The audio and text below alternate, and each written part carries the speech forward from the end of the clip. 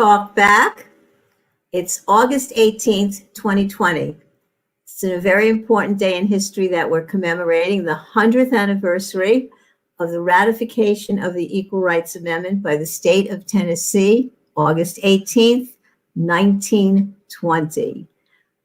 We have to learn more about our history. So many of us have heard about Susan B. Anthony, Elizabeth Cady Stanton. I think those two may even be on the $10 bill that's going to be coming along soon.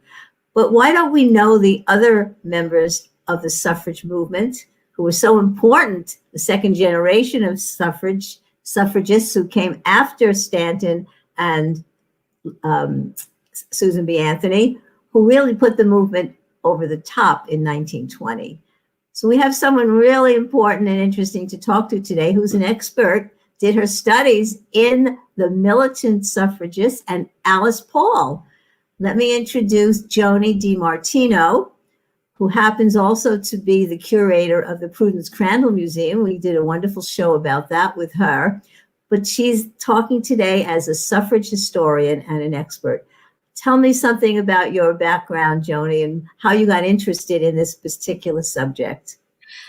Well, Sheila, thank you, first of all, for having me back on again. Unfortunately, I have to correct you because you misspoke earlier when you mentioned the Equal Rights Amendment having passed. And unfortunately, we still don't have the Equal Rights Amendment. Oh, I apologize. Of course I didn't mean it. Maybe it was a Freudian slip. Because we're talking about the right to vote in 1920. That is very interesting. I think it was a Freudian slip. We have not passed the Equal Rights Amendment. Thank you. But it was the Anthony Amendment, actually, that passed. Tennessee ratified today, the 36th state, and it was signed into law on August 26th, which is celebrated also as Women's Equality Day. So my background actually was when I was working on my master's degree at Rutgers University in public history, which is another way of saying museum studies. I was invited to get involved in what was known then as the Alice Paul Centennial Foundation. And they were in the process of saving Alice Paul's childhood home. And I did, and ended up getting involved in the research there. I wrote my master's degree on the 2 years in Alice's life between when she went from England to the national scene in America. She was involved in some Philadelphia suffrage activities because she went to school at the University of Pennsylvania.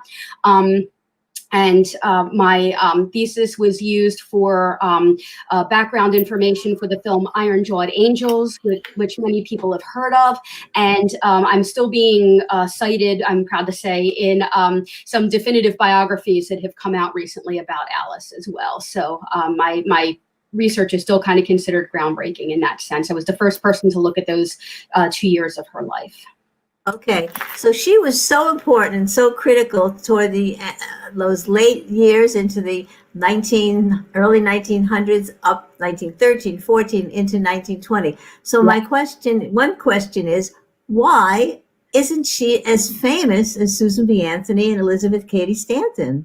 It is an What do you think? And there are two parts to that answer. The first is that Alice Paul burned a lot of bridges in the suffrage movement. She had her vision of getting the federal amendment passed, and it disagreed with those who were essentially the heirs to the movement from Susan B. Anthony and Elizabeth Cady Stanton, and that would be Carrie Chapman Catt, who was essentially hand-selected to follow Susan B. Anthony. And when Alice Paul disagreed with Catt, they never got that relationship back together, and they vehemently disagreed on ideology and strategy. And Carrie Chapman Catt continued to write the history of women's suffrage after Susan B. Anthony and Elizabeth Cady Stanton and Matilda Jocelyn Gage, after the first generation passed away. So Carrie Chapman Catt essentially does not include Alice Paul past 1916 when they split. Now, what also the national organization did, the NAWSA, the National American Woman Suffrage Association, which was the more conservative as opposed to the militant branch of suffrage, not only did they write the history book, but they founded the League of Women Voters, and they took their activism in that direction. Alice Paul, however, wasn't interested in writing the history of suffrage. She went back to school. She earned 3 law degrees and wrote the ERA, which she introduced in Congress in 1923, that you were referring to earlier, and that we're still waiting to get full ratification on that. Yeah, interesting. I had read that the ERA was written right after the 1920 vote, soon after, and yet here we are 100 years later, and we still don't have an ERA. And of course, we can talk about this at the end. We still don't have voting rights for everybody in this country, right? We're in a program of suppression of voting rights at this point. Yeah. And I think we also want to go back and set the stage for Alice Paul. Sure. Because I think a lot of people aren't even aware that as the movement progressed, women did have the right to vote in various states and territories. Yeah. Some places, our guests in the last show who were talking about the Black suffragists in Connecticut told us that were some places where women could vote on education issues and other issues, but couldn't vote for political leaders. So there's a big amalgam of so many different kinds of things. It wasn't just in 1920 they got the right to vote. It was that the federal government passed an amendment that gave all women in the country the right to vote. So I want you to go back and set the stage, talk about the early movement, why it wasn't called militant, why they used other methods besides militancy to get their point across. And then we'll move into, let's talk about pre-Civil War, and then we'll get to the Civil War and after. Okay, just give us some of the background. Yeah. Absolutely. In 1848, and this is very bare bones, July 19th and 20th, Elizabeth Cady Stanton, Matilda Jocelyn Gage, Martha Coffin Wright, Lucretia Mott. These women wrote what they termed the Declaration of Sentiments. And during this time, they read what they considered their grievances. They based it on the Declaration of Independence. And they have a key line in there: all men and women are created equal. We hold these truths to be self-evident. And that was the launch. And the suffrage clause requesting the right to the elective franchise was considered Resolution 9. It was the only resolution that almost did not pass because it was considered so controversial. Even some of the women that agreed with Stanton felt that that would make them look silly in the eyes of men as they were trying to get all of these other political and legal issues dealt with, such as married women's property rights. People don't realize that in the 19th century, women did not even have custody of their children. If there was a divorce or if they separated for some reason, the men automatically got custody. Women had no legal standing to see their children ever again. So these were big issues that the women were facing back then. If they were wage earners, they did not get to keep their earnings. So there were a lot of things besides suffrage that were important to women. One of the things that the women realized very early on, however, as they started going into legislatures and asking for these legal rights, is that the legislature did not need to listen to them because they were not counting on those women for their votes. So they were working on other laws and were working with the people who could vote for them, which was the men, the white men, essentially. So this is what's happening, as we go through the Civil War and later into the earlier parts of the 20th century. In the meantime, the West, as these territories are becoming states, they are requesting to have their women voters be eligible to vote as well. And that ends up occurring in places like Wyoming, Idaho, Colorado. You start seeing where they're coming in as states with their women voters. And so that is making a difference now in basically the United States Congress, where you have members of the House of Representatives and of the Senate that are being voted into their office by women voters as well. And so now you have senators that don't see a problem with women voting because it's not destroyed their state. And so they're more willing to consider a federal amendment. And at the same time, there's a state-by-state campaign that's happening, and it's not working out too well. The referendum for women's suffrage was on state ballots in 1915 in New Jersey, Massachusetts, New York, and Pennsylvania. It was not in Connecticut. And it failed in 1915. And that was a significant blow to the suffragists in all 4 states. Susan B. Anthony had died. Elizabeth Cady Stanton had passed away. We are in this new generation. We hit a doldrums period for a little bit.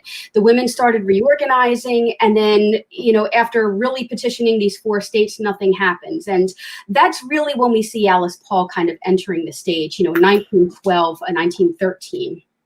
So if we want to go from there. Yeah, I want to go back though. I want to go back to the Civil War because. Okay. The movement, whether we started at Seneca Falls or the historians who talk about the Black suffragists will tell you that may not be the start of women being interested in their political and social rights. It could have started before, but that's the Seneca Falls is the benchmark that we use at any rate. But at the time of the Civil War, after that, when the 15th Amendment is passed and Black men get the right to vote and women are left out, describe how the women's movement handled that. They didn't handle it very well, and it started to fracture. What happened? Yes, absolutely. It did fracture. Susan B. Anthony and Elizabeth Cady Stanton broke with Lucy Stone. And again, this is not my area of expertise, so I am aware that it did fracture, and that Susan B. Anthony and Elizabeth Cady Stanton unfortunately made very racist arguments to have women included in the 15th Amendment. They were very frustrated. They believed that their work, both with the abolitionists and with their work on supporting the Union in the war, would allow them to be added to the 15th Amendment or even the 14th Amendment at that point. But there was a fracture in the movement, and they would not support the 15th Amendment if it only included Black men. They wanted women to be included as well. Meanwhile, the AWSA, the American Women's Suffrage Association, the new branch under Lucy Stone, they supported the 15th Amendment and then wanted to go after another amendment once Black men got the right to vote. However, there's a clause in the 15th Amendment that also appears in the 19th Amendment, and that is that Congress shall have the right to pass appropriate legislation to enforce this act. And that is where the amendment failed, both for Black men and later for Black women with the 19th Amendment, because Congress chose not to enforce those appropriate action, allowing the states to do what they wanted. So that's why states were allowed to pass the literacy tests and poll tax and other things that kept African Americans, both male and then later female, away from the ballot box, because Congress chose to ignore the second clause of both amendments that they should have followed up on. And we don't see that until 1965 with the Voting Rights Act. That's so interesting how you describe that, because we know that after the Civil War and Reconstruction, the South passed so many of the Jim Crow laws that made it impossible for Black people to vote. You would get lynched or firebombed or whatever if you tried to vote, and it was very, very dangerous and terroristic period. Yes. And then we talked about the Great Migration, how that terror and that Jim Crow wasn't that much greater than slavery, led to so many African Americans moving up to the North and to the Midwest and so on. So alongside of that movement after the Civil War, what was happening in the suffrage movement? As you said, they weren't making a lot of progress. And some of them wanted to do it state by state, and others said, no, we've got to go for a federal amendment to the Constitution. Just talk about that. Sure. So the National American Women's Suffrage Association, which was the recoalescence of the National Women's Suffrage and the American Women's Suffrage, they came back together under Susan B. Anthony after they had their fracturing. So they became known as the National American Woman Suffrage Association. We tend, suffrage historians, to refer to them as NAWSA for shorthand. So NAWSA was going for the state-by-state strategy, and Carrie Chapman Catt referred to that as her winning plan. And it wasn't successful because you had to convince an inordinate amount of men in the state to vote for women's suffrage. So you were literally canvassing door to door just on this one issue and hoping to convince men, hoping to get it on the ballot in your state. And it was extremely time consuming with not a lot of success. You weren't getting a lot of outcome. So what happens in England at this time is that you start seeing a more militant movement coming forward. And so the women that pick up the mantle and start really pushing for a federal amendment are women that have worked with the English movement and see opportunities there to change the landscape of how suffrage is approached, or the gaining of suffrage is approached in the United States. And that's more that's so interesting that in the history that you generally read, they don't talk about the very powerful influence about what's happening in England, where they were more militant. And I think they got the vote before we did, didn't they? Some of them, yes, in 1918, women over 30 and women who owned property in England did get the right to vote. Yeah. All right. So now, let's say we're in the late 1800s. And when is Alice Paul born? She is born in 1885 in Mount Laurel, New Jersey. She is born, you'll see in my slides later, I do have a picture of the house that she was born in. And she was born into a Quaker family that supported women's rights. And her mother was a suffragist. She took her to suffrage meetings when she was younger. And so Alice Paul kind of grew up believing that all men and women were equal, and was very shocked to find that that was not the case after she left her rather, I wouldn't say secluded, but what's the word I'm looking for? If she wasn't introduced to a lot of different people or philosophies or ideologies. Sheltered life. Sheltered, thank you. Yeah. So, yeah. Where did she get her education? She went to Swarthmore College, and then she went over to England. She was hoping to become a college professor. She had been very involved in social work, both in New York City and in England. And she went to hear Christabel Pankhurst speak on the woman's suffrage question. And Christabel Pankhurst, along with her mother, Emmeline, and her sister, Sylvia, founded the Women's Social and Political Union, the WSPU, in England. And they became the most militant branch of the suffrage movement. And she was horrified because she went to hear Christabel's speech, and Christabel was not able to give her speech because she was shouted down loudly by hundreds of men. And Alice was absolutely outraged. And at that point, she decided that she was going to get involved with the English suffrage movement, and she did. Okay, and she learned about her militancy from the English suffrage movement. So first, what does militancy mean for the suffrage movement? What do you mean and how does it differ from the strategies that were used by the other suffragists? Great question. Militancy became non-peaceful, and that's why it was so controversial. The suffragists in England start doing things that become very questionable, on both sides of the pond, and they started throwing bricks into shop windows. They increased their militancy. They would enter Parliament and drop banners and shout. They would, they started putting bombs in, I guess they're what we would call mailboxes, which was their posts. So the mailboxes would explode open, and they were increasing these sorts of tactics. And they ended up getting thrown in prison. They went to Holloway jail, and when they were not given political prisoner status, they did hunger strike. And they were forced fed.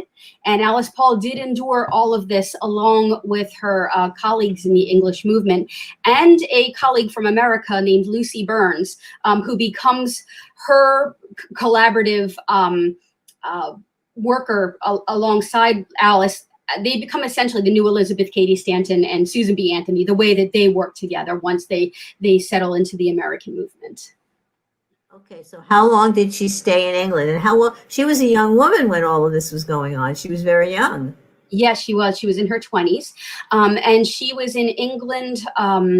I think she went over in 1906, 07. Don't quote me on that. We can look up those dates. But she did leave in 1909 because her health was really bad. She had spent 5 weeks in Holloway jail, and her health was really poor. And she decided she did want to continue her studies. But before that, she's working extremely closely with Emmeline Pankhurst. They go on a tour of Scotland, and they do work in suffrage in Scotland. Lucy Burns stays in England a little bit longer and also gets involved in the Scotland suffrage movement as well. So Alice Paul essentially fought for suffrage, albeit briefly in Scotland, but in 3 different countries, which is pretty amazing. And so when she returns to America, she blends her Quakerism with what she learns from the tactics from the Pankhurst and becomes what essentially a militant American movement, which is different from the Pankhurst. They're not throwing bricks, but they're using other tactics. Well, that's so interesting. I've asked before when I did a show with you and Jennifer Reisenga about Prudence Crandall, and the idea that so many of the suffragists in America came out of the Quaker movement. Can you explain that, and that how does that illuminate Alice Paul's background and her philosophy? Well, it just stems from the Quaker belief that everyone in God's eyes are equal, and therefore everybody on earth should be equal. It should not matter what color your skin is. You should not be enslaved. You should not be discriminated against because you are female.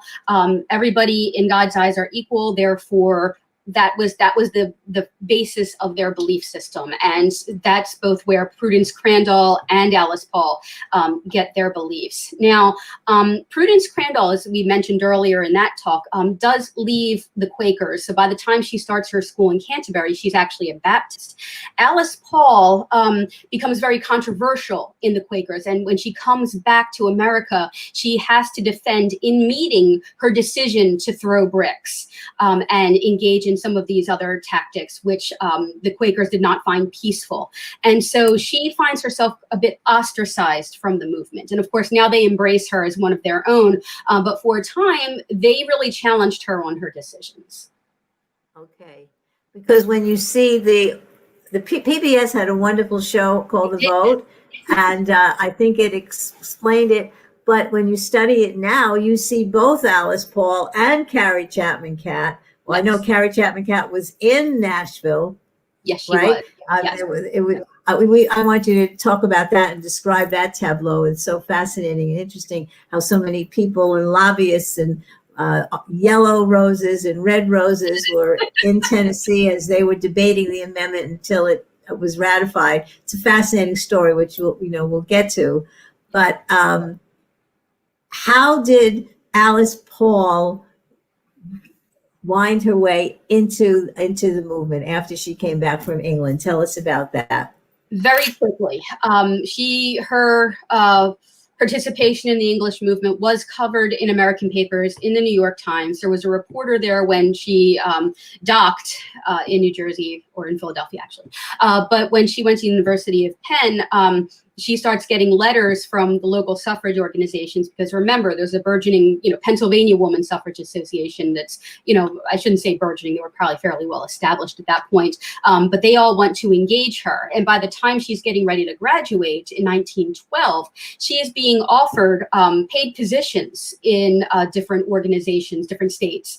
And she makes the decision, because she's already involved at that point, that she wants to go for the federal amendment. And that's where she feels she can do the most positive work in the movement. And so she works with Anna Howard Shaw and Carrie Chapman Catt to become committee chair of what they were calling at the time the Congressional Union, which was defunct at that point. It had been in existence and then it quietly dissolved.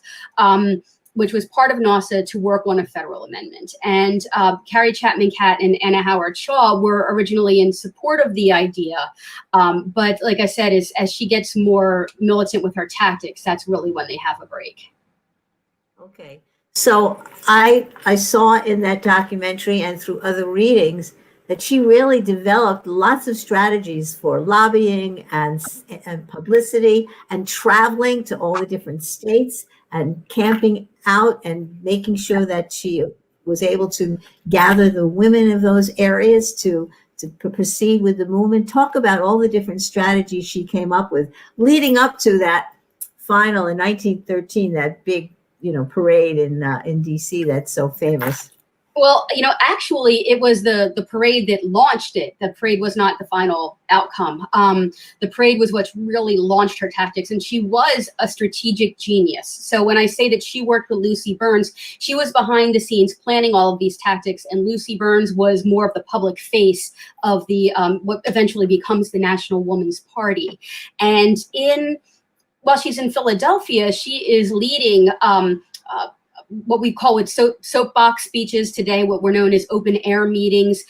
They were chalking the sidewalk to write votes for women. So when men would get up in the morning early and, go off to the office, they're walking down these streets that are reading votes for women. And, she's using the press in a way that the press had never been used before to keep the conversation about suffrage going. So even if you don't agree with suffrage, you're talking about it because you're shocked at some of the things that this woman is doing.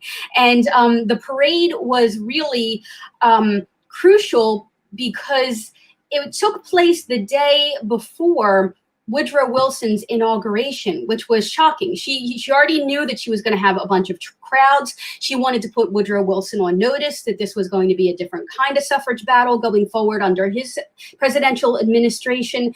And so that parade was not simply women marching down the streets. It was thousands of floats. It was women doing skits. It was a tableau at the Lafayette Park Monument. So it was all... This is in Just to clarify, this is in Chicago.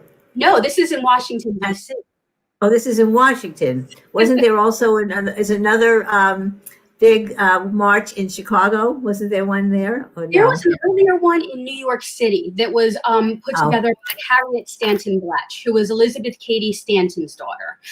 Blatch also is more in line with the English suffragettes. And she's kind of, NASA doesn't quite know what to do with Harriet Stanton Blatch because she is the descendant of Elizabeth Cady Stanton. So she comes with a lot of weight. She comes with a lot of, support and, her voice matters in this movement in a way that maybe somebody just getting involved isn't going to be as taken seriously. So they support some of what Blatch does, but they're not really thrilled with her connections to the English suffrage movement. Katharine Houghton Hepburn, I should say, is the mother of the actress in Connecticut, also finds herself in sympathies with the English suffragists as well. So that's an earlier parade.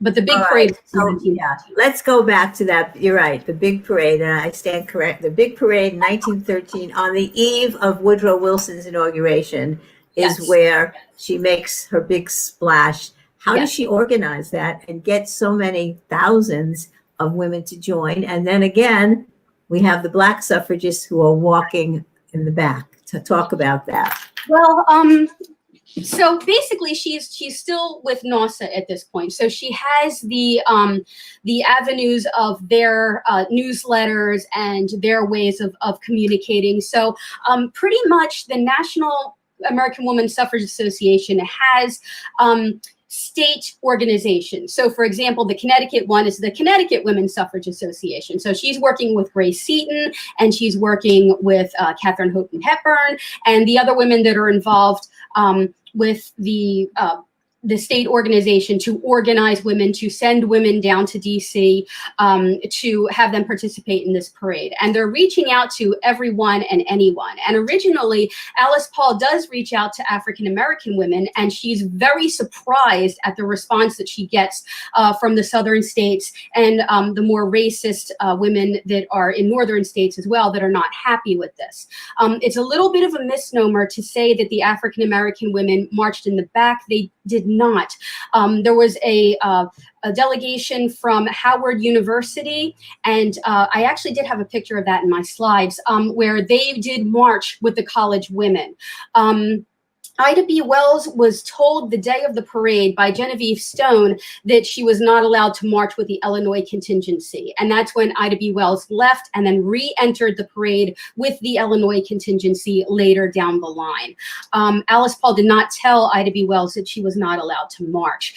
She became more and more frustrated with the situation at hand. And she does start, as you see, as she continues as a politician, essentially, with the suffrage movement, playing the race card, essentially. She is willing to ignore the concerns of African-American women for suffrage overall. She's not the first suffragist to do this. She's not the only one. Carrie Chapman Catt is also doing the same navigating, I guess, of the field that we would find very inappropriate and disrespectful today, but it is what she did at the time. And in 1913, she starts out by having African-American women sign up for the parade. And then she starts saying, okay, we won't ask them, but we won't turn them away if they want to march. So she's really getting her political footing, I think, on how she's trying to navigate this. And she does not make the best choices, without question. But she doesn't automatically start off by not allowing the women to participate. Okay, so we're going to try to, I don't know if we can parse this or distinguish this. Personally, are you saying that because of her background, her philosophy, you would not call her a racist, but strategically, she used racist impulses? And the question is why? Did they need to get the support of Southern whites? Was there a white supremacist vision that some of the women had? Did they feel that was the only way that they could proceed to get the votes of white male legislators to get the right to vote? Talk about that. Obviously, this is an important issue because it's coming up as we go deeper into this history. It is, absolutely. And, one of the quotes that I have in my talk that I give about Alice, she does say that she is not a racist and that she is naturally inclined, due to her Quakerism, to side on behalf of the Negro, which was the phrase that was proper at that time period. But she does get more and more frustrated with the Southern suffragists and the strategies that are being used. And she does, frankly, embrace them. At some point, the NWP, the National Woman's Party, is saying that, Black women in the South will have the same rights to vote as Black men. Well, obviously, that's no right to vote at all. So it's a difficult situation because, like most political movements, they're not completely 100% progressive. And they are making choices, and they don't always make the best choices on whether or not to embrace everyone or to get the portions of the law passed that they are focused on. And that's the choice that not only Alice Paul makes, but all movements make at one point or another when people try to get involved. Every movement is complicated. It is flawed. We would love to see everybody embraced. And I wish I could be able to say with Alice Paul that, yes, she was on the right side of history, the way I can say that Prudence Crandall was. But I want to be very clear that she was not. But I also want to be clear that it's very, very complicated.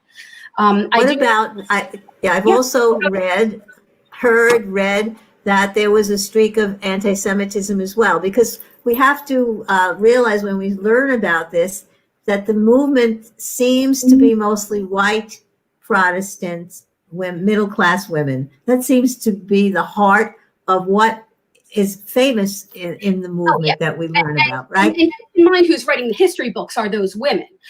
So I would argue, along with Dr. Yancey, who you had on earlier, that African American women were extremely involved in this movement as well. And they threw a lot of support behind it because they saw it as an opportunity to give themselves voices in the political movement of the day and stop things like lynching, which Ida B. Wells was extremely, did her life's work on. And so, but I want to talk a bit about the anti-Semitism because it's very important. I was really actually shocked, Sheila, when you had sent me that article that had Alice Paul listed as a noted anti-Semite, because I would love to see where that information came from. Alice Paul was actually not anti-Semitic in any way, shape, or form.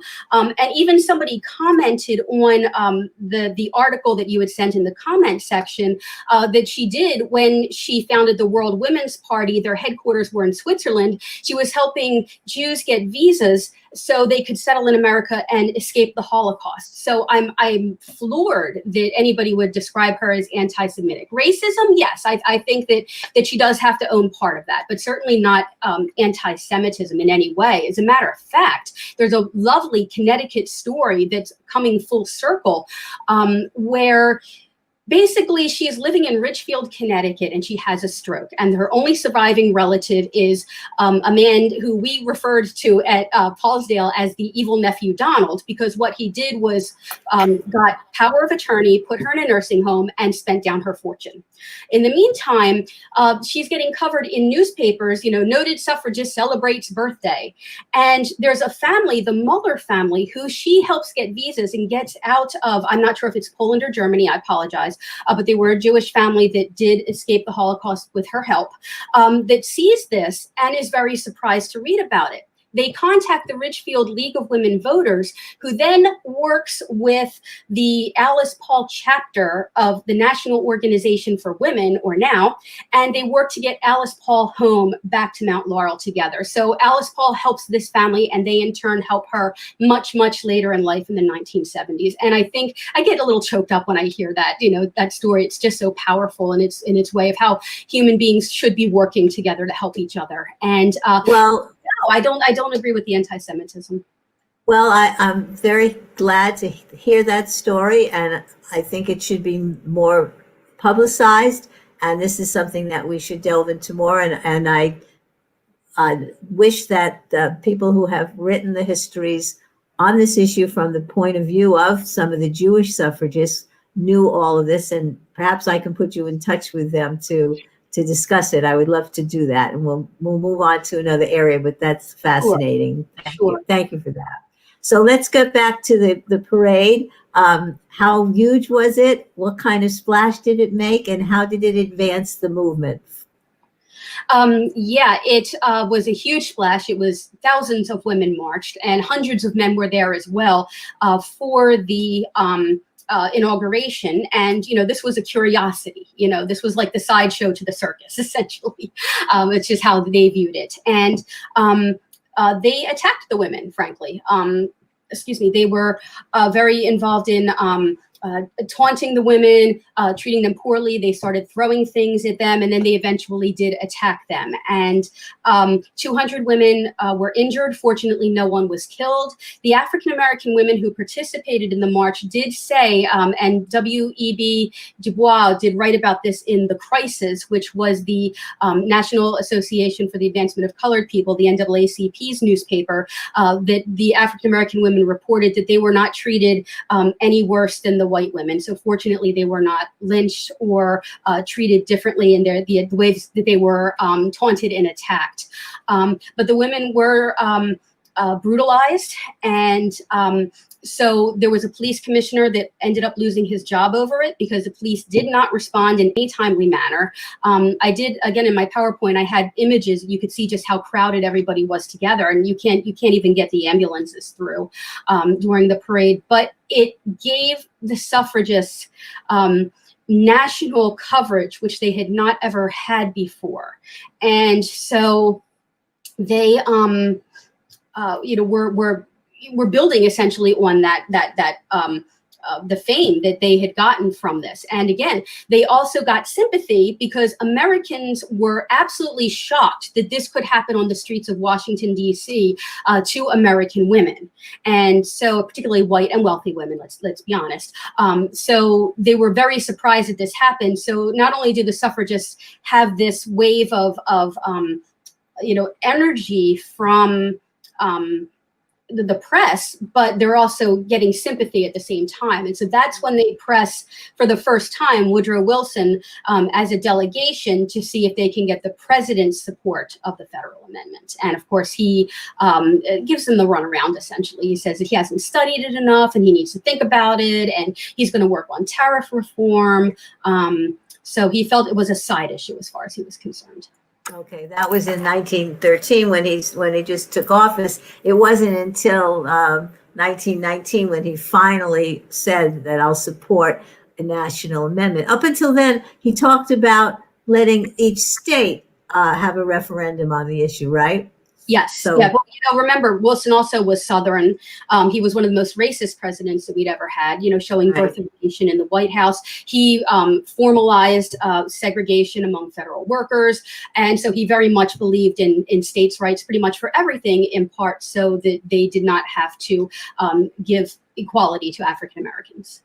Okay, before we go to the PowerPoint and show some of the images, let's talk about now, after they make that big splash in 1913, talk Sure. about the strategies and the things that happened between then and the final fight in 1919, 1920. What was Alice Paul doing after that?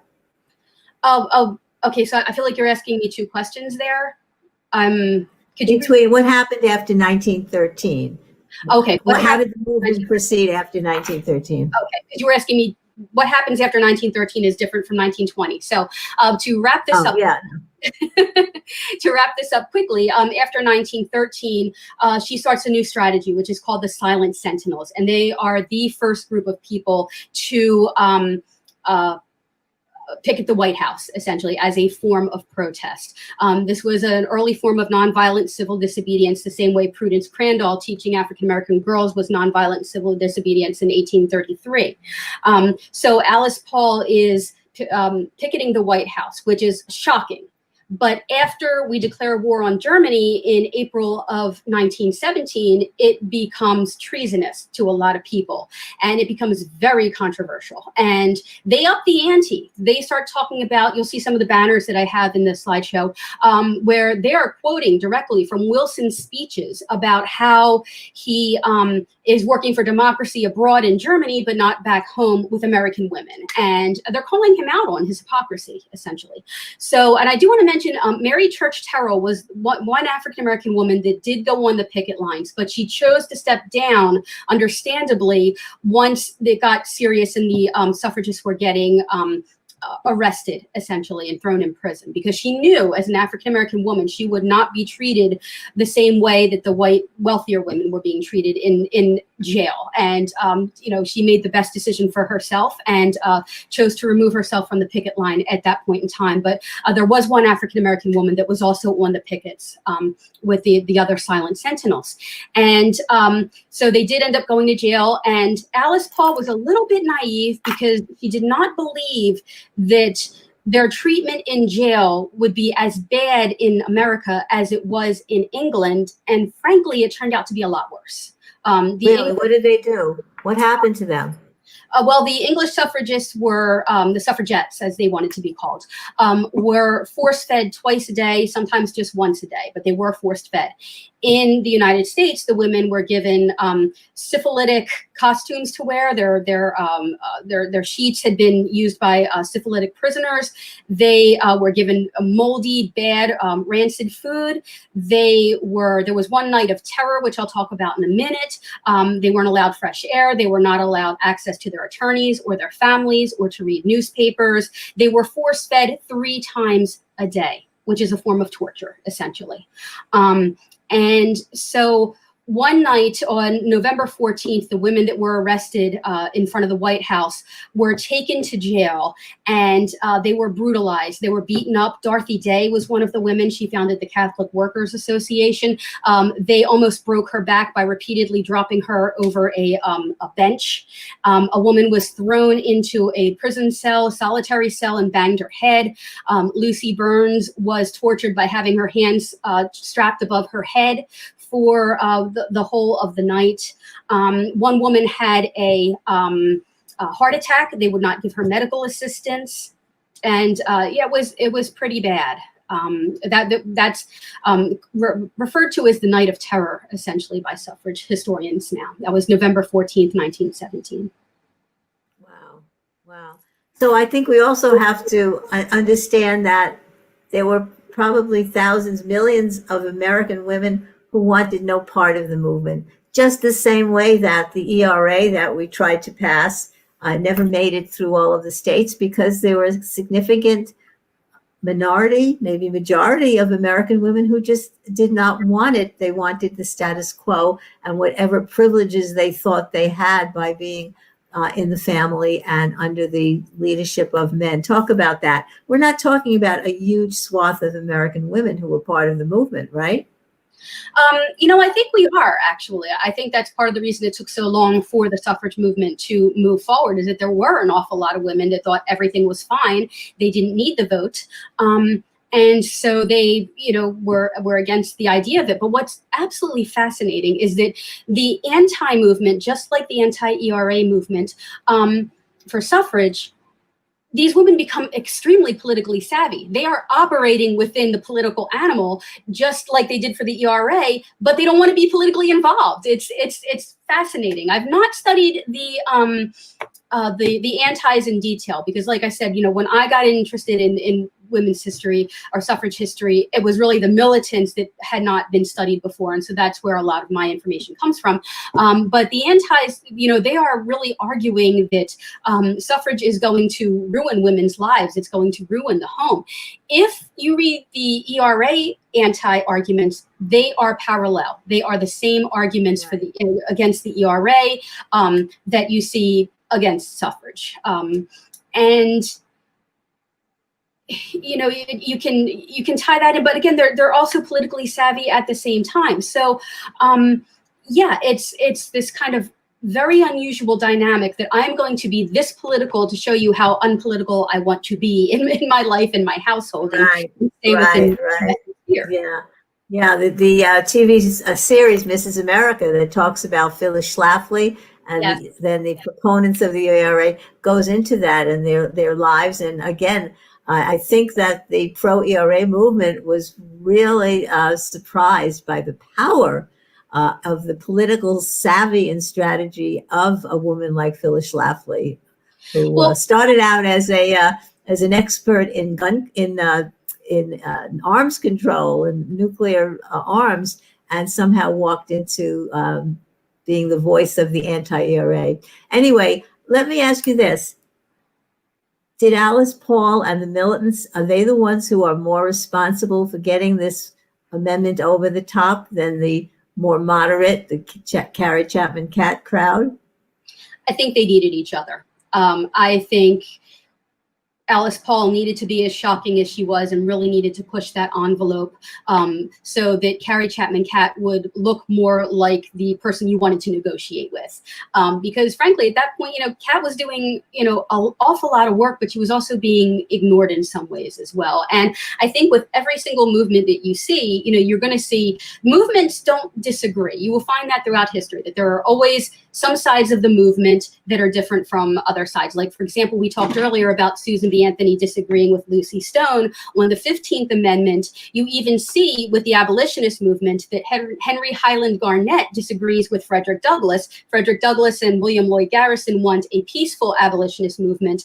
And Henry Highland Garnet, who has experienced racial violence and rioting, believes that there needs to be more of an upheaval, more of a revolution. So you see that a lot happening, where you have a more conservative side of getting, even in progressive movements, a more conservative way of obtaining the goal, and then you'll have a radical side, and that's actually normal.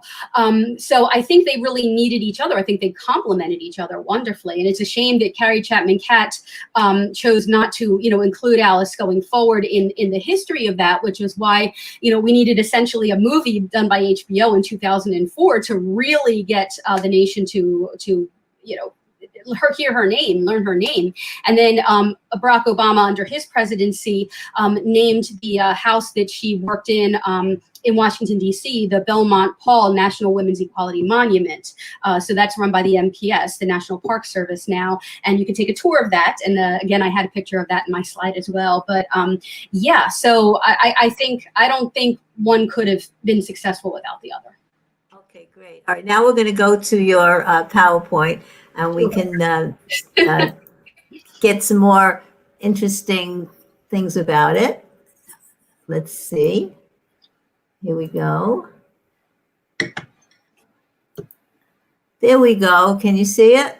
Oh, I can see it, yes. All right, great. Here we go. Here is your presentation, Alice Paul and the Militant Suffragists of the National Woman's Party.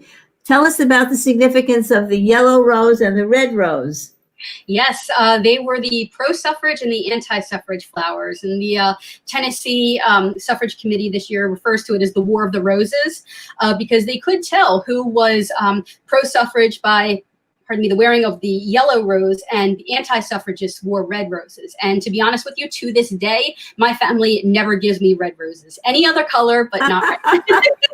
And then, of course, white. I have to mention that white was the color of their, white and purple, but white was the color of the dresses they wore. And I know that in 2016, I went to the polls as a voter and then as a worker, wearing all white, top to bottom, underclothes, socks, shoes, the whole 9 yards, because I was going to usher in the first woman president. And I know other women did that too. And didn't work out, but shall we wear white this coming November? Absolutely. I tend to wear purple because it's November, and I think white makes me look a little washed out. So that's why I'm wearing a purple shirt today, because purple was also a suffrage color. But yes, the right. Remember, this is a pre-internet. This is a pre-television movement. So they are using visual cues any way they can. I mean, and we still do that today. If I say red, you think Republican. If I say blue, you think Democrat. And right. The suffragists were no different. They wanted you to think woman's right to vote the moment you saw red, purple, red, yellow, purple, and white. All right, here she is. Yes, that's Alice Paul there, in her younger years. Okay. That's her house in the 19th century, and then as it is today, it is now known as the Alice Paul Institute, and it is a center for leadership training for young girls and women. So they have some really amazing programs that they run through supporting women from all over and all different backgrounds to become leaders in their community. That is Emmeline Pankhurst. As I mentioned, she was the leader of the most militant movement in England. Interestingly enough, Sheila, we actually have a Connecticut connection, because her most famous speech, called Freedom or Death, was given, believe it or not, in Hartford when she was asked to come and give a speech by Katharine Houghton Hepburn in 1913. So in November of 1913, she gives her most famous speech here in Connecticut. And that's Lucy Burns. She met Alice. They were both arrested. They were in a police station in England waiting to be processed, and she happened to be wearing an American flag pin. And so Alice approached her, and that's how they met. That is a picture of Alice from her graduation from University of Pennsylvania. I want you to notice that she's wearing the pin that was presented to her after serving jail time in England by Emmeline Pankhurst. And she follows the same and offers pins to women in jail in the United States as well. Did Alice ever have a family of her own? She did not. She did not. We found that she seems to have had an admirer named William Parker, and that's been only discovered fairly recently. So she really was, her her vision and her drive was the movement. It's actually why Susan Ware mentioned that she considered a biography of Alice Paul at one time, but didn't feel she had enough personal material on her, because there really isn't anything. Alice was the behind the scenes mover and shaker for suffrage, and then later the ERA. And as I said, the movement was very vibrant and colorful, although a lot of the pictures are of black and white because of the film. But you can see that's the suffrage procession's cover, and then two examples of the movement the march, where you can really see again just how tight quarters this was for people viewing the parade, and how they were often cut off from each other by the crowd. And that's one of my favorite banners, the "We Demand an Amendment to the United States Constitution enfranchising women." And they used that banner or different kinds of banners with those very words on them, and one even hangs now in the Belmont Paul National Park House. Ida B. Wells Barnett, this is her marching in the parade after she enters with the Illinois contingent. And as I mentioned earlier, she was prevented by Genevieve Stone from participating with her peers in the Illinois contingency in a very racist moment in the parade. And this is the group that marched with the college organizations from Howard University. They were involved in suffrage for a while. I don't know a lot about the Delta Sigma, but there was also another African-American women's Greek organization or sorority, and their actual first activity was to march in with the college organizations as well. So they marched with other college organizations that were essentially mostly white. Yes. Okay. And so suffrage parades were a tactic that Alice Paul continued to use in different states as well. And Grace Seaton, who was the vice president of the Connecticut Women's Suffrage Association, she oversaw Alice Paul initiated as one of her tactics Suffrage Day. So on May 2nd, states could do whatever they wanted to bring attention to suffrage, and she had Suffrage Day. The Hartford women decided to do a parade of their own, and it was the largest gathering of anybody for any parade marching, and they marched for suffrage in Hartford. And this is from the Courier-Journal. This is one of their images of that day in 1914. And that's Catherine Houghton Hepburn.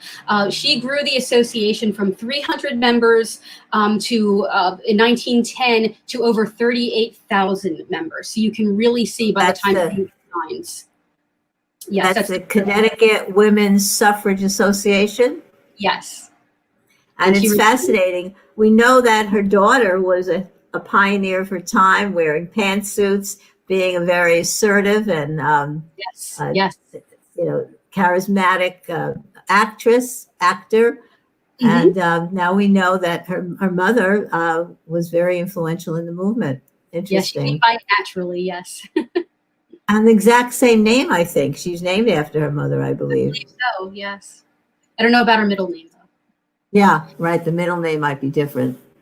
And of course, there were suffrage political cartoonists as well. Nina Alexander was a very prominent one. She wrote for Alice Paul's The Suffragist magazine with the National Women's Party. But here is just an example of some of the cartoons that they did. And that's a woman, as you can see, she's very clearly wearing modern for that time period clothing, and she's writing in "and women" into the U.S. Congress. Right, and she's wearing purple. Yes, she is. Yes. She's wearing purple. And that's the inside of the Belmont Paul National Historic Site now, the Women's Equality Monument. And that's just a teaser. That's the banner that I mentioned earlier, that they have one display there. You can see there's a statue of Joan of Arc in the back, and they felt that, Joan of Arc was the patron of their movement. They really embraced Joan of Arc. And you can take a tour now. If you go to Washington, D.C., you can take a tour of that building. And that's the women of course, outside the White House, the silent sentinels, they were expected to be quiet and not speak at all, especially to the press from sunup to sundown. And they changed throughout the day, particularly in the winter when it was cold.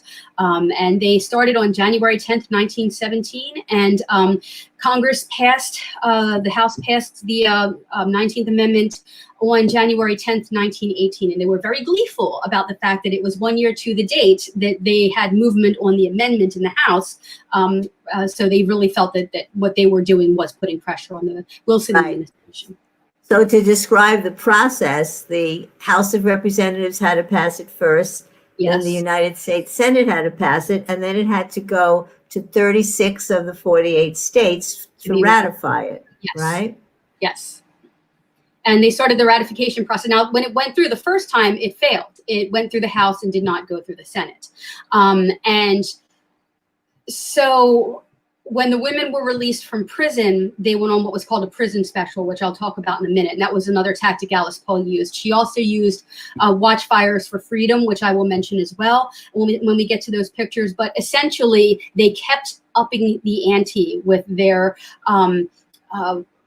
pressure on Wilson. And finally, that's when he started doing his own political machinations, going, will you just pass this because this is embarrassing and we need this to end? So that's when he was able to get enough senators to vote in his party for the movement, for the amendment. And then it went to the states. Right. So some women camped out. Where did they sleep? Did they have houses that let them in for the evening, or did they do this 24/7? How did it work?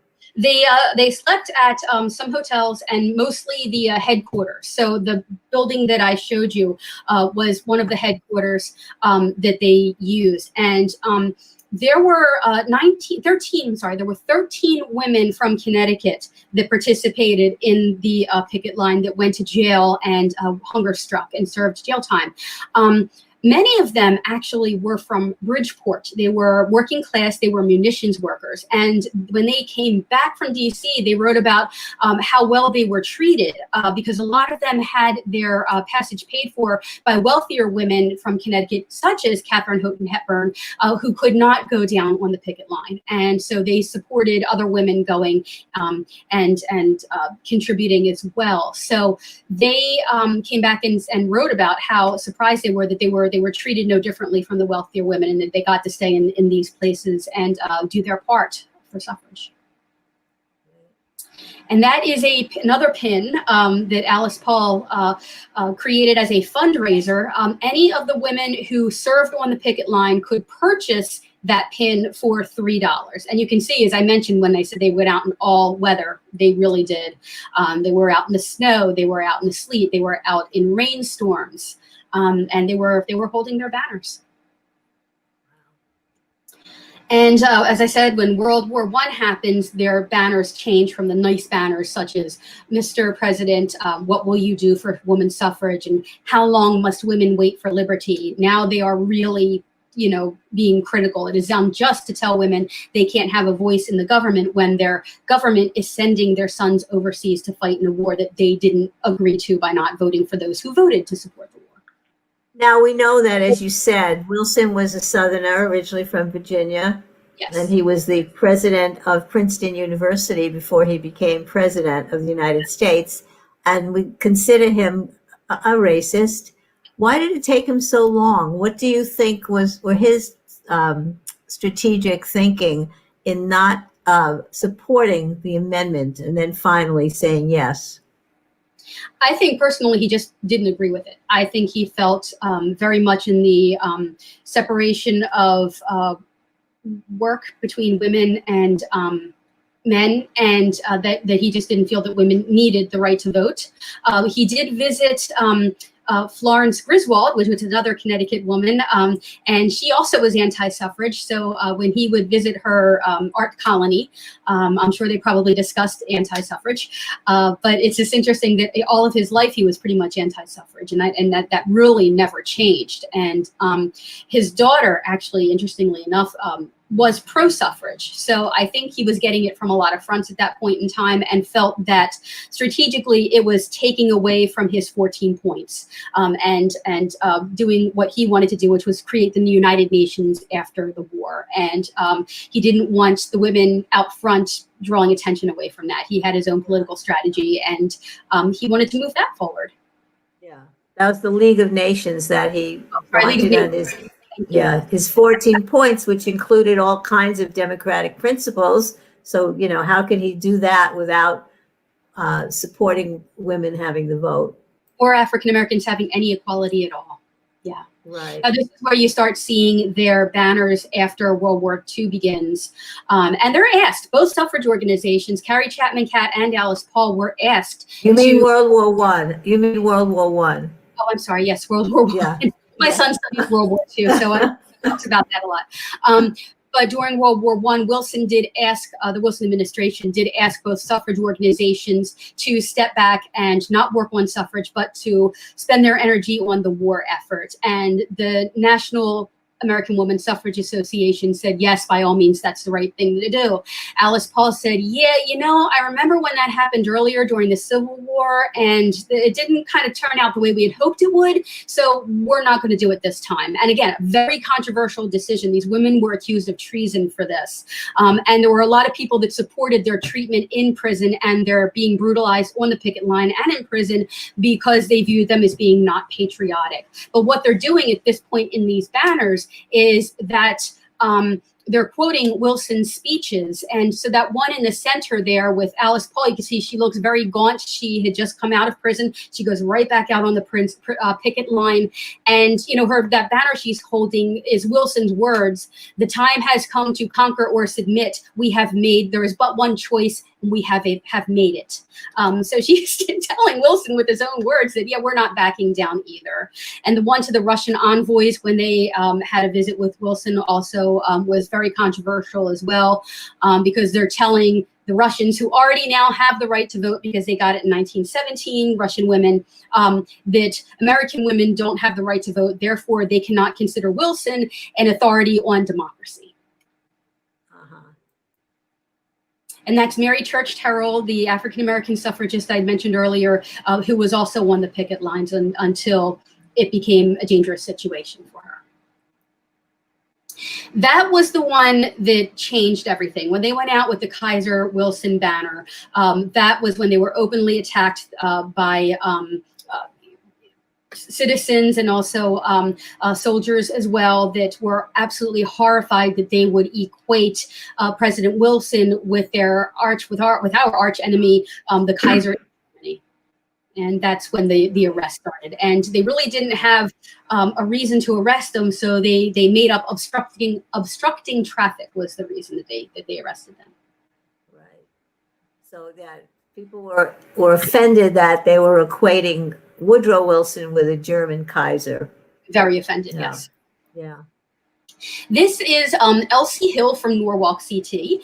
And Elsie Hill's father, Ebenezer Hill, was a congressman. He was in the House of Representatives. And when Alice Paul in 1913 could not get a permit to have her parade, he pulled some strings and he worked his connection so that they were able to get the permit to have the 1913 parade. And Elsie Hill and her two sisters, Clara and, oh gosh, her name escaped me, Helena, all three of the sisters worked with Alice Paul in the NWP, and there she is on the picket line there. Catherine Flanagan was from Hartford, and you can see her there being arrested. Excuse me, she is in the completely white outfit with the white skirt. She's on the left there, being arrested as she is on the picket line, and you can see the prison matron there, or the police matron that's helping arrest her in the middle. That is an actual cell from Occoquan Workhouse. In the center, there is another picture of women getting their banners ripped away from them. Edna Purtell was one of the youngest women on the picket line. She was from Connecticut. She was 18 years old, and she had her fingers broken because she would not release her banner. And so her fingers were broken as the banner was ripped out of her hands.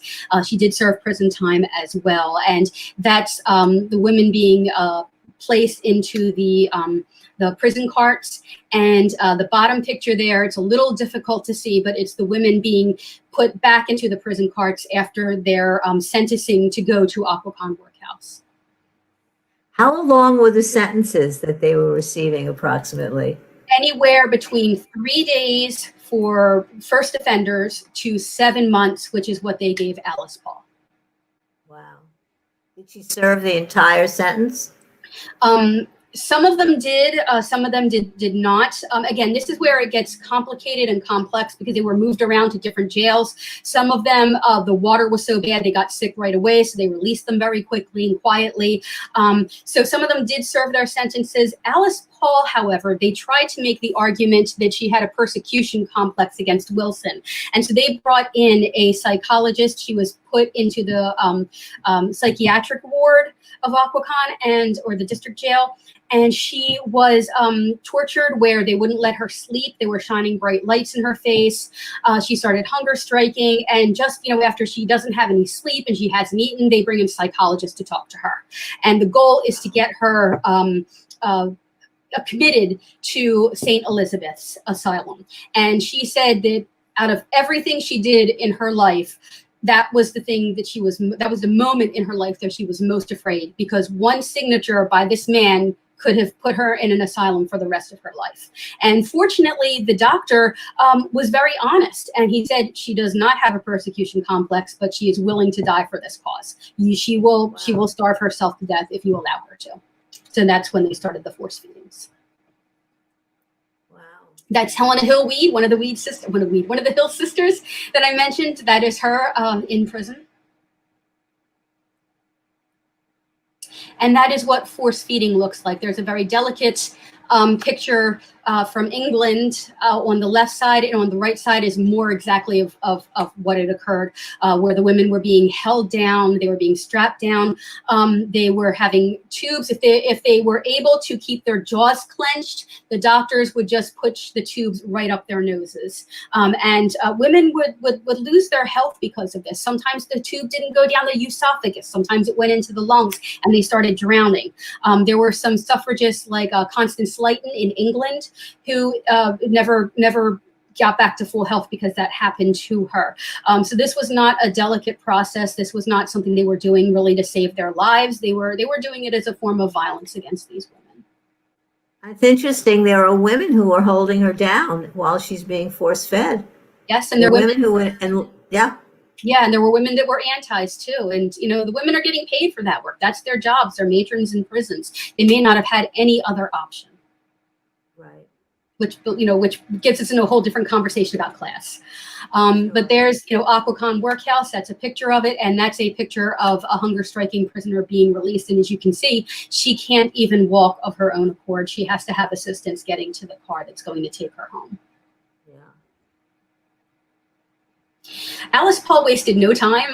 The moment the women were out of prison, and again, they were rotating, just like in Holloway Jail in England. So the women were, not all the same women were in prison at one time. 218 women total served prison time at different times between 1917 and 1919.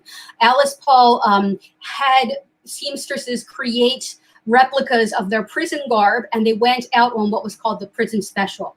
And they went all over the United States talking about what their experiences were, which again garnered sympathy for them because people were absolutely horrified that United States women were being treated like this in a prison setting. Yeah. What was the charge that they were most often given for their arrests and it was always imprisonment? Always disorderly conduct? No, just obstructing traffic. Obstructing traffic. Yes. Mm-hmm.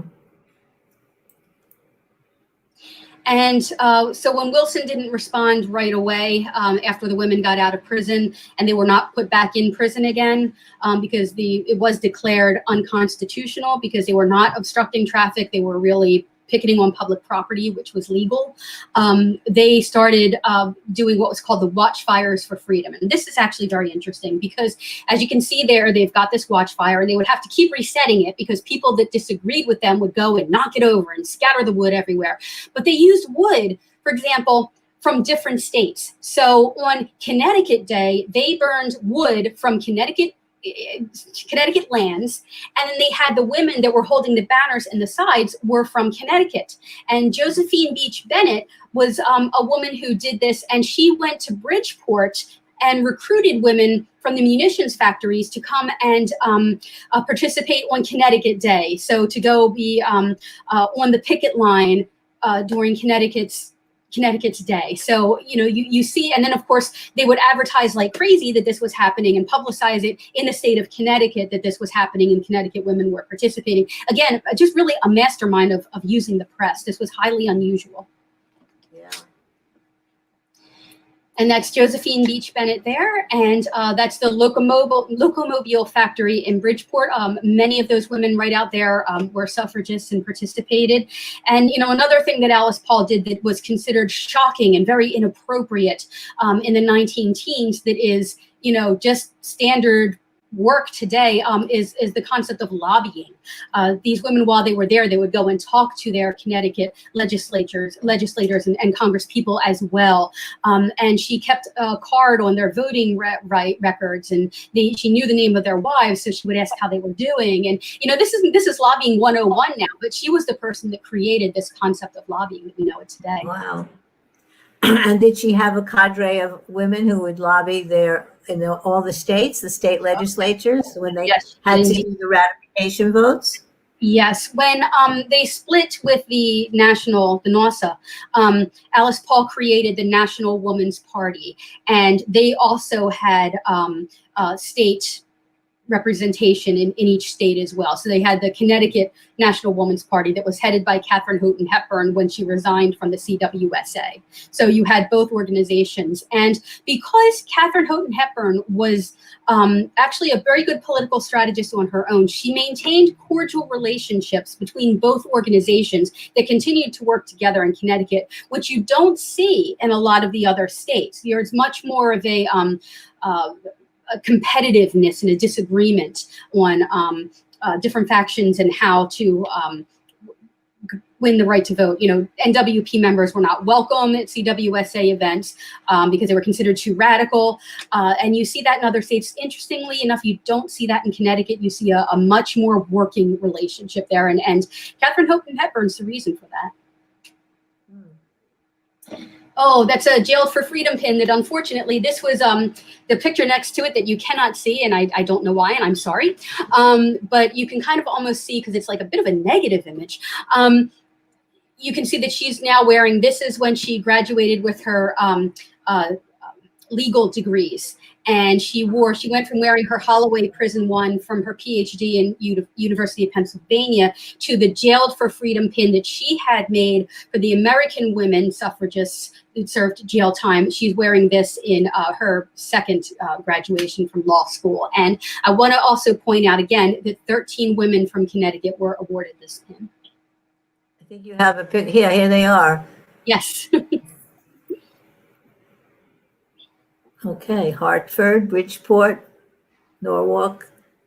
I don't see any. Putnam, Dorothy Bartlett from Putnam. That's in Eastern Connecticut. Okay.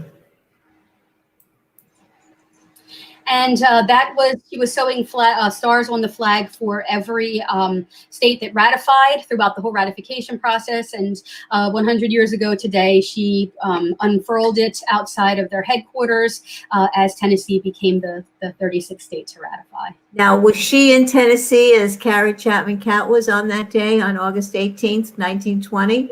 No. Now, what I was told was that she was considered too radical, so they preferred to keep her out of it. But I believe she was actually fundraising kind of at that point, because that was one of the tactics that she did. She was really a behind-the-scenes person. We don't have any great speeches from Alice Paul because she didn't write them. She scheduled other people to write and give the speeches. She was much more of a introvert and a tactician. Right. She was a strategist behind the scenes. Yes. Right. So it was fascinating to read about the melee and the conglomeration of people in yellow and red roses in Nashville, Tennessee, when they finally took the vote. But it took days.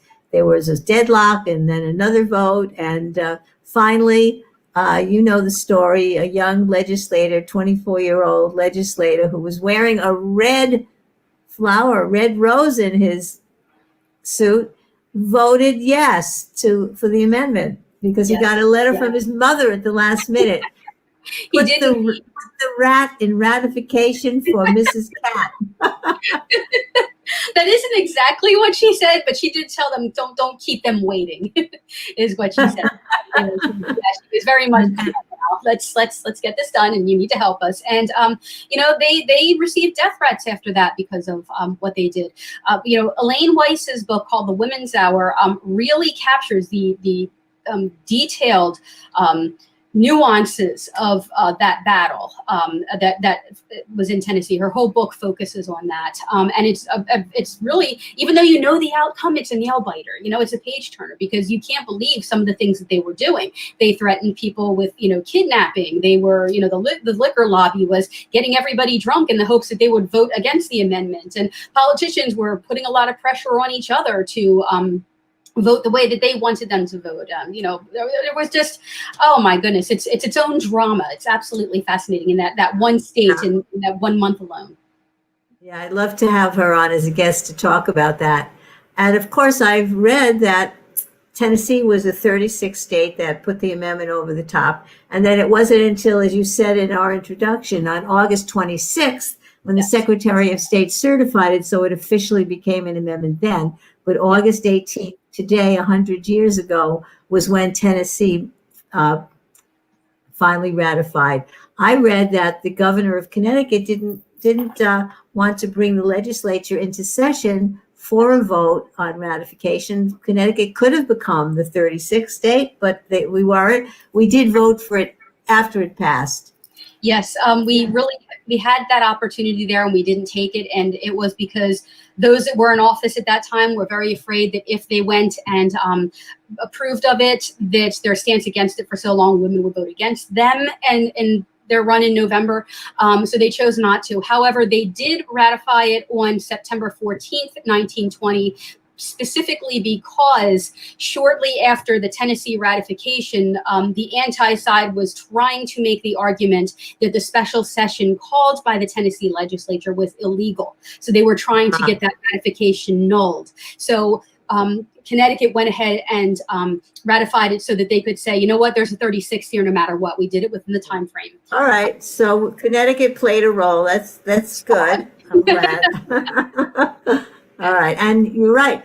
I saw she did sew a flag with every state in it that had ratified the amendment. Yes. Great. I think that's it. Is that the pretty much the slide? Yes, that's pretty much the slideshow. And again, Okay. I really agree that these women did not have all of the answers. They were racist. They did bring their prejudices with them. They were imperfect, but we really should celebrate the 19th Amendment and the 15th Amendment as the milestones this year that they were, because it helps us get toward equality for everyone. And we're going to go forward and continue that work. We still have a lot more work to do. A lot of, as John Lewis said, late John Lewis, good trouble to do to get that Voting Rights Act reestablished and to continue equality for everyone. All right. So, but we have to give Alice Paul her due. And so I guess the question becomes, she was a fairly young woman in 1920 when she got her dream of the amendment being ratified. Did she take part at all in the fight for voting rights for people of the South after that, knowing that that was just the beginning in 1920 and it took another 50 years, and even today we're still battling for voting rights for everyone? No, because she didn't feel that the 19th Amendment did enough. She felt that another amendment was needed. And so she went and, like I said, she went and got 3 law degrees, wrote the Equal Rights Amendment, and announced the Equal Rights Amendment with the Declaration of Principles. She went back to Seneca Falls where the Declaration of Sentiments was announced. And then she spent the rest of her life really working on the Equal Rights Amendment because she felt that that would be the equalizer for everyone as well. So what she did was she did get and women included into the 19th 1965 Voting Rights Act. She also did get women mentioned in the United Nations Charter when that was created. She did found the World Women's Party, so she was very involved in the international stage on getting women recognized and equal as well where she could. And she was, again, an international figure at that point, along with Eleanor Roosevelt. But no, she did not get involved in the continued fight for voting rights in the United States. Okay, but she was a fascinating young woman when she undertook this journey, this militancy, as you put it, and helped bring the amendment over the top anyway. And too bad that our pandemic has made it hard for us to visit various museums and exhibits around the country. We have to rely on programs like this, on television and reading. And I just hope, do you think our textbooks on American history will be revised to talk about the real contributions of someone like Alice Paul to the movement? I think Alice Paul and the other women that were forgotten. I mean, there are African women's names, working class women, women of different religious backgrounds like Jewish women, Muslim women, who were involved in this movement in some way, whether they just signed a petition or whether they were on the picket lines. They added something to this movement. They made it vibrant. They made it their own, and they did it for themselves and for other people. They did it for their daughters. There were men that did it for their daughters as well and their wives. So I think we really need to look at this as a much more inclusive movement and not just mentioning Susan B. Anthony worked on the right to vote, and then we're on to the next topic in our textbooks. We need a much more inclusive story here. Excellent. So thank you so much, Joni, for showing us how important it is to get all the nuances and the complexities of history, which sometimes, sadly, our elementary schools and high schools don't really get into enough. And as we get older, we tend to overlook those things too. Maybe today and over the next few months, as we celebrate the 100th anniversary of the right to vote, maybe we'll be getting people to study it more, to learn more, to understand the progress that we've made and that we still have yet to make. And as I started out with the Equal Rights Amendment, they kind of go hand in hand in a way. All right, Joni, it's great to have you. And I want to let people know that besides your erudition as a historian and as a curator of the Prudence Family Museum, you are a poet. And someday we're going to have you on to talk about your poetry, okay? That's the next. Thank you. Next step. All right, Joan Dimartino, thank you so much. Remember, Alice Paul, August 10th, 1920, August 10th, 2020. See you next time on Talkback. Bye.